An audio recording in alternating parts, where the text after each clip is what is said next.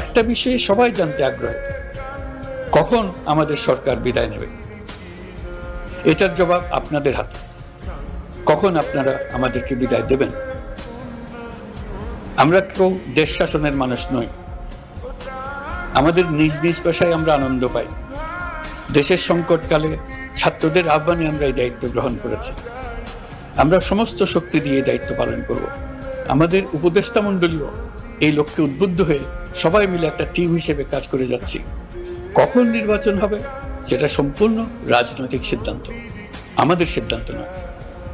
দেশবাসীকে ঠিক করতে হবে আপনারা কখন আমাদেরকে ছেড়ে দেবেন। আমরা ছাত্রদের আহ্বানে এসেছি, তারা আমাদের প্রাথমিক নিয়োগকর্তা। দেশের আপামর জনসাধারণ আমাদের নিয়োগ সমর্থন করেছে। আমরা ক্রমাগতভাবে সবাইকে বিষয়টি স্মরণ করিয়ে যাব, যাতে হঠাৎ করে এই প্রশ্ন উত্থাপিত না হয় আমরা কখন যাব।